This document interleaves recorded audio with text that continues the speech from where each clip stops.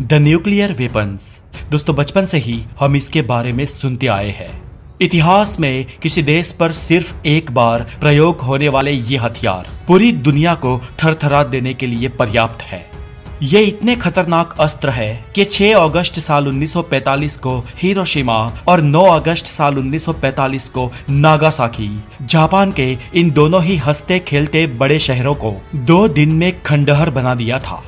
उस वक्त फैटमैन और लिटिल बॉय इस 2 नामों से जाने जाने वाले उस परमाणु बम के विनाश को आज तक दुनिया नहीं भूल पाई है। इसकी ताकत इतनी है कि इसके गिरते ही वर्ल्ड वॉर 2 खत्म हो गया था और आज भी कोई भी देश न्यूक्लियर स्टेट पे हमला करने से 10 बार सोचता है, क्योंकि इसकी अपार शक्ति कितनी है और इससे युद्ध कितना घातक हो सकता है, ये बात दुनिया को परमाणु बम ने ही समझाई है। पर दोस्तों इसका मतलब ये नहीं कि भविष्य में कभी न्यूक्लियर वॉर नहीं छिड़ सकती। प्रकृति ने पूरी दुनिया में जितने भी जीव बनाए हैं उसमें से हम इंसान सबसे घातक और सबसे खतरनाक है। हमने कई जीवों का निकंदन कर दिया है और ये संभावना है कि भविष्य में आने वाले वक्त में शायद कोई परमाणु हमला हो। मैं चाहता हूं कि ईश्वर करे ऐसा कभी ना हो और दुनिया में अमन और शांति कायम रहे। लेकिन मान लीजिए कि 1% चांस में भी अगर ऐसा होता है तो इस परिस्थिति में हमें उससे कैसे निपटना चाहिए, उससे कैसे बचना चाहिए और उस सिचुएशन में क्या क्या करना चाहिए, इस बात को जान लेना हर एक व्यक्ति के लिए बहुत जरूरी है। तो फ्रेंड्स, आज इस वीडियो में हम यही जानेंगे कि न्यूक्लियर अटैक की परिस्थिति में क्या करें और उससे कैसे बचें। तो चले दोस्तों, अब हम ये जानते हैं कि किसी कारण से अगर परमाणु हमला होता है तो उससे हम कैसे बच सकते हैं, कैसे निपट सकते हैं। तो फ्रेंड्स, अगर किसी देश के साथ युद्ध के वक्त हालात और बिगड़ जाए तो उस परिस्थिति में सबसे पहले हम लोगों को कुछ एक टाइम तो मिलेगा अपने आप को सेव करने का। अगर आपको ये लगे कि देश पर कोई देश परमाणु हमला कर सकता है या परमाणु बम हमले का खतरा मंडरा रहा है, तो सबसे पहले तो आप घनी आबादी वाले क्षेत्र यानी कि बड़े शहरों को छोड़कर अपने किसी रिश्तेदारों के वहां छोटे शहरों में या फिर गांव में चले जाएं, क्योंकि अक्सर परमाणु बम हमले का खतरा सबसे ज्यादा बड़े शहरों पर ही मंडराता है, क्योंकि दुश्मन देश किसी देश का ज्यादा से ज्यादा नुकसान करना ही चाहता है। इसके अलावा दोस्तों, दुनिया के कई देशों में ज्यादातर बड़े शहरों में ऐसे शेल्टर्स मौजूद हैं जहां पर परमाणु बम के हमले से सुरक्षा मिल जाए। हालांकि कई सारे देशों में, जिनमें हमारा देश भारत भी शामिल है, आम लोगों के लिए ये शेल्टर बहुत ही कम है और ज्यादातर ऐसे शेल्टर्स हमारी आर्मी और वीवीआईपी लोगों के लिए है।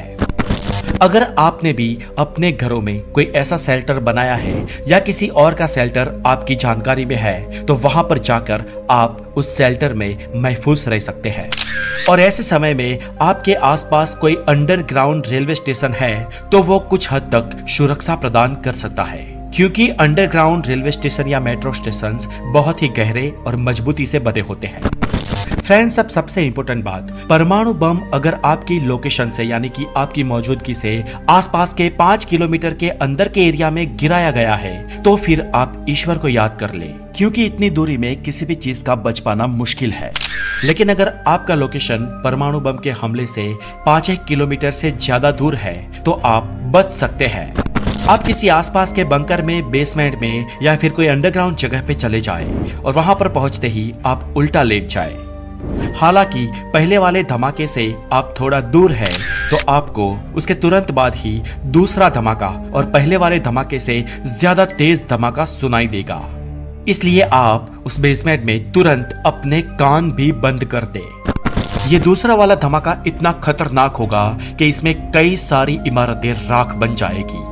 लेकिन अगर आप किसी शेल्टर में हैं तो हो सकता है कि कुछ हद तक उस शेल्टर को भी नुकसान पहुंचे, लेकिन आपके उसमें बचने के चांसेस हाई हो जाते हैं। अब फ्रेंड्स, अगर आपकी किस्मत बहुत अच्छी है, अगर आप परमाणु हमले के सेंटर पॉइंट से कई किलोमीटर्स दूर है और आप दूसरे धमाके से भी बच जाते हैं, तो अब आपका सामना होगा आसमान से बरसते मलबे और रेडिएशन से। इसलिए अब दूसरे नंबर का खतरा होगा परमाणु बम से उत्सर्जित हुआ रेडिएशन। दोस्तों, न्यूक्लियर ब्लास्ट में मेनली 3 तरह के रेडिएशंस निकलते हैं, अल्फा, बीटा और गामा रेज रेडिएशन। जिसमें से अल्फा रेडिएशन किसी कमजोर कागज जैसी चीज के आर पार भी नहीं जा सकती है, लेकिन बीटा जा सकती है। पर मेनली अल्फा और बीटा रेडिएशन किसी सॉलिड या ठोस वस्तु के आर पार नहीं जा सकती है। इसलिए अगर आप किसी बिल्डिंग या बेसमेंट के अंदर हो तो आपको अल्फा और बीटा रेडिएशन का कोई खतरा नहीं है, लेकिन आप बाहर हो तो बीटा रेडिएशन से जल सकते हैं। और इन सभी में सबसे खतरनाक होती है गामा रेडिएशन, जो कि आसानी से किसी सॉलिड या ठोस वस्तु के आर पार भी जा सकती है। ये गामा रेज इंसान के डीएनए में भी बदलाव कर सकती है और इसके लॉन्ग टर्म इफेक्ट्स भी बहुत ही खतरनाक होते हैं। इन रेडिएशंस का असर करीब 24 से 36 घंटों तक सबसे ज्यादा रहता है। इन हालातों में सांस लेना भी बहुत खतरनाक साबित हो सकता है, लेकिन ऐसे में अगर आप किसी बेसमेंट में हैं तो आप इस रेडिएशन से बच सकते हैं। इस बेसमेंट में अगर आप जख्मी हैं तो आप अपने शरीर का निरीक्षण कर ले। अगर आप जख्मी हैं तो आप तुरंत फर्स्ट एड का उपयोग करके अपने जख्म को भर ले। और अगर आप सही सलामत हैं और आसपास पानी की मौजूदगी है तो तुरंत स्नान कर दे, ताकि आप रेडिएशन से खुद को बचा सके। याद रहे कि आपको अपने शरीर को पूरा रगड़ कर नहीं नहाना है, बस पानी से अपने शरीर को धोना है। और इसके साथ ही अपने बालों को, अपने नाक को और अपने हाथ और पांव के नाखूनों को अच्छे से साफ करना है। और अपने पुराने कपड़ों को हरगिज नहीं पहनना है। अगर आपके पास बेसमेंट में कोई शरीर को ढकने लायक चीज हो या कपड़ा हो तो उसे धारण कर ले और अपने आसपास हर वो चीज जो आपको काम की लगे उसे ले ले।